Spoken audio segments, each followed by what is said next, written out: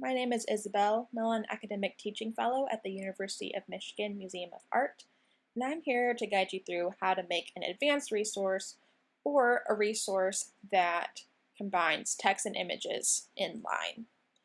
This is a great way, as you can see here, to do an online activity. So this is something that's been really popular with our building currently being closed. And you can ask students either synchronously or asynchronously to think about these questions alongside the images that you've selected. If you have not already made a resource in the Exchange, I highly recommend first going to our previous video talking about how to make a basic resource. I'm going to be possibly covering topics that are not clear for you unless you've already previously made an Exchange or watched that video. So I'll link that up in the corner over here if you haven't watched that already. So you can see here, I've already made my title, I've added the media items that I've wanted, and I already have some text in regards to my activity. Now you could just add text to your body text and do your resource like normal without embedding images. So for example, if you just had questions you wanted students to think about for all the items that you've selected, you could just do your normal, or for me, normal thumbnails with captions. For me, I like the text to be above the media, so it's the first thing people see. It's easier to see, in my opinion. And you can also choose how you want your text to display. So I like to display it all at first, or you can just do the first 10 lines, or no text and they have to click on a link. So if you did do it this way, it would just be, again, the text up here and the media images below.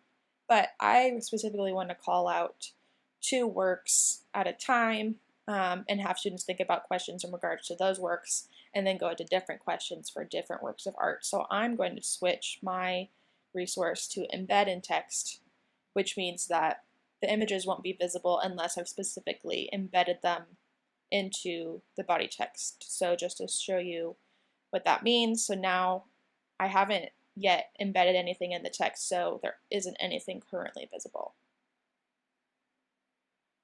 So the first images that I want to add, I want in line with the text that I have here. And so I'm going to click Media Item. And the first one I want to add is this piece by Tyree Guyton, Paint Cans. And so then every time you add a media, embed media, this field will pop up. I know from making these that I like mine quarter width. That seems to be the right size in terms of the size of the text, but you can always make it half width or full width. And this is just in regards to, it's a percentage of the frame. And so it's not necessarily full width of the original size image, if that makes sense. So I'm going to do quarter width. I do want to have my captions displayed. Sometimes I don't, if I don't want students to know the title of the piece yet, if I want them to look at it purely visually, but this time it doesn't really matter if they know the title of the piece, so I'm going to select that. And then you also can choose how you want your embedded images to float. And what that means is if I select left, then the image will be placed on the left, and then the text will be forced to be in line on the right of that image. And so same thing, but if I select right, the image will be placed on the right, and then all text will be forced in line on the left. If you select none, that just means the image will be placed on the left, or unless you have the text starting on the right side of the page, then it'll be placed on the right, and then text will be in line however it fits. It's not going to be forced to be next to the image. So in this case, I want the image to be on the right, and I'll click Embed. And then you'll see that it'll be in HTML kind of format right here. And everything you just selected, so quarter, we want a caption, floating on the right is in line here. So if you did want to change that, if you decided, oh, actually I don't want caption, you could change that to no, and then save that, and that would update your preferences. So just to show you what that looks like, making sure to hit save. And so now my image has been placed on the right and my text is forced in line on the left. So I want to add one more image to talk about with these questions.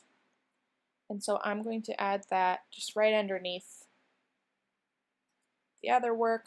This one, I want the same exact formatting that I did with the other image. And so you'll see it embedded it there. Hitting save. And we'll preview that. And so now it's placed both of those on the right and forced the text over on the left. You will notice that even though you've selected quarter for both of these, because this image is just generally a larger image, it's a longer image, it's taking up more space, so that's just something to keep in mind. If you're adding more text and you want the text to completely clear these two images in line, you'll have to physically add space into the body text. So I can show you what that looks like. So if I were to just add additional text here,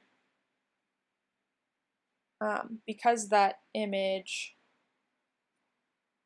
is longer, this text is still going to be in line here. And so maybe I want my text to be talking about totally different works of art, and so I don't want it to be near those images.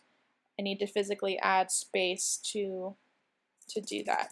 So I'm going to try that. And some of this just comes with practice. I've done enough of these now where I can kind of get an idea of how much space I need to add.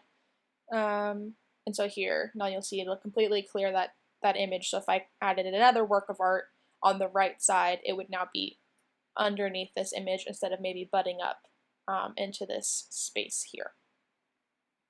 You will also notice that the text default, even though it says it's black, it's kind of more of a gray color.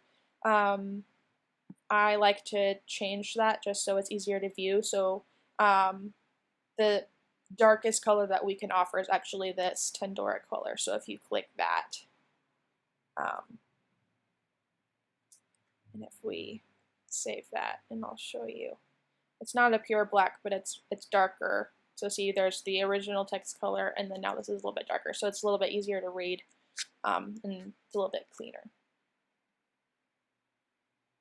So again, that's how you start adding images. If you wanted to add another one, so let's say I wanted to add another image, this one, you could add it there.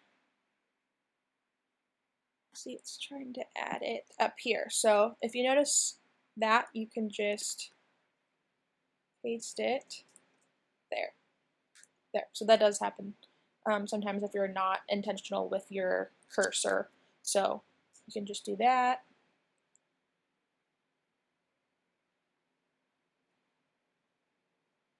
And there, so see now it's cleared that image and it's been placed down here. If I wanted to move that over to the left, that would be pretty simple. I'll just come down to here and I'll just say float inside the quotes, float left. So again, make sure you save that.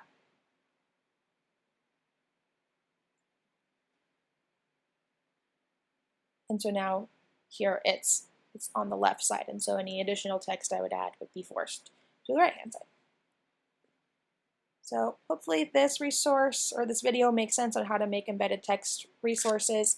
Again, it can be a little tricky at first since it does use HTML language. So if you have any questions, feel free to email us at the Museum of Art and we can help you on making your resource.